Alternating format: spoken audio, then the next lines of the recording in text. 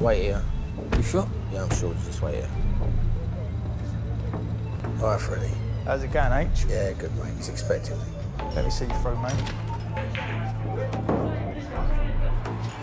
Oh, H, I'm gonna warn you. He is ready to kick off. All right. Want to give you a pat down? Yeah, go on. After frisking Harry and confirming he wasn't carrying a weapon, the guards finally escorted him into the underground meeting room. At that moment, Richie was still on the phone with his wife, who was frantically demanding that he find their son, but the agreed deadline had already passed, and Harry still had no news about Tommy. Richie immediately demanded that Harry hand over Eddie, the last person seen with Tommy. Well, listen. Conrad doesn't want a war. Yeah? You don't want a war. You want your son.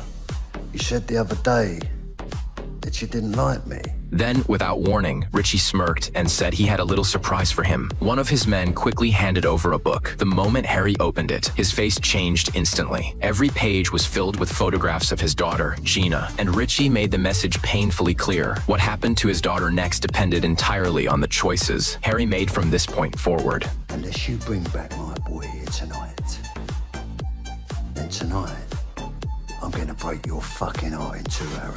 That threat crossed a line Harry could never forgive. The moment he left Richie's territory, he immediately ordered his men to drive him home. Thankfully, so far Richie hadn't touched his family. His daughter was still sitting safely at home, quietly doing her homework. But Jane quickly noticed that something about Harry was deeply wrong. After repeatedly pressing him for answers, Harry finally revealed part of the truth, but he deliberately kept silent about the threat against Gina. Tell me the truth, Harry. Telling you the truth. Are we in danger? No. Is Gina in danger? No danger. Absolutely not. No danger.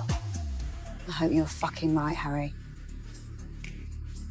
Later that night, Harry tracked down the two young thugs who had been with Tommy and Eddie earlier. Based on their account, he learned that after Eddie assaulted someone that night, the group had scattered completely. They genuinely didn't know what happened to Tommy afterward. However, they did reveal one important detail. Eddie seemed to know the owner of the nightclub.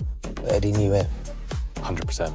After giving the two men some cash, Harry instructed them to contact him immediately if they heard anything about Tommy. Combined with Eddie's earlier lie claiming he didn't know the bar owner at all, Harry instantly realized something wasn't adding up, so he returned to the nightclub once again. First, his crew subdued the security guards and handcuffed them to the railings. Then, moving through the chaos and panicked crowd inside the club, Harry and his men seized the owner and demanded to know where Tommy was. Under Harry's relentless pressure, the nightclub owner finally broke.